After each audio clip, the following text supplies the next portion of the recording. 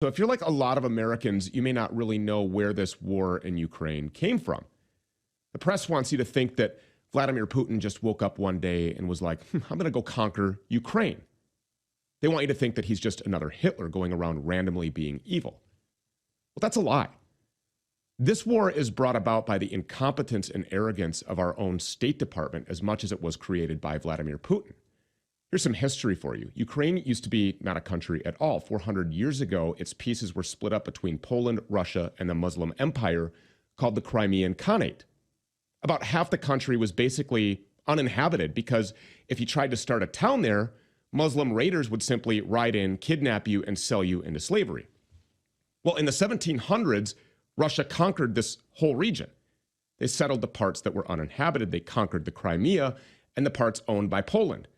Later, the borders of Ukraine were created by Vladimir Lenin after his communist revolution. So what does this all mean? Well, it's why Ukraine is such a mess today, because those empty parts of Ukraine that Russia settled were settled by Russians. They speak Russian. They call themselves Russians. They'd rather just be Russia rather than Ukraine. When the Soviet Union fell, they simply used the borders created by the communists. So what you have is this failed country where half the population is pro-Russia and the other half hates Russia. That's too bad. But then we went and made it worse. In 1990, the Soviet Union allowed the two Germanys to reunify. When they agreed to that, we promised them that we would not expand NATO any further east. But as soon as the Soviet Union collapsed, we simply broke that promise.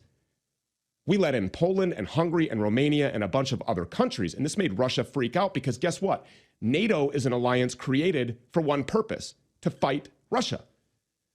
So for the last 15 years, the US has been agitating for Ukraine to join NATO too, but this was happening too slowly, so we decided to meddle in that country as well. In 2014, Ukraine had a revolution. CNN will claim that they overthrew a dictator to restore a democracy. That's BS. Ukraine's president in 2014 was democratically elected. Everybody on all sides admitted that the vote to elect him was fair, but then we were unhappy when he started to pursue more pro-Russia policies. So when some people started pulling BLM-style protests against his government, our CIA gave them support. So did our media. It was all a stunt to make a violent coup d'etat look like a popular uprising. You had rioters murdering police, and then when the police shot back, we claimed that this was a dictator just massacring civilians. Totally bogus. But we ramped up the pressure, and we forced the Ukrainian president to flee the country. Then a new government came in that was more eager to be our slave. This is the government that paid hundreds of thousands of dollars to bribes to Hunter Biden. This is the government that also did everything Democrats wanted to do here. They kicked all their political enemies out of their jobs. They banned TV channels that they don't like. They arrested their political opponents and made a trumped-up treason charge. Well, some parts of Ukraine didn't go along with the coup, and they fought back, and they turned to Russia. For the past 8 years, we've had a million chances to compromise. We could have agreed to keep Ukraine out of NATO.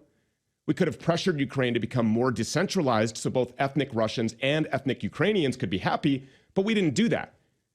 So finally, Russia got fed up, and here we are.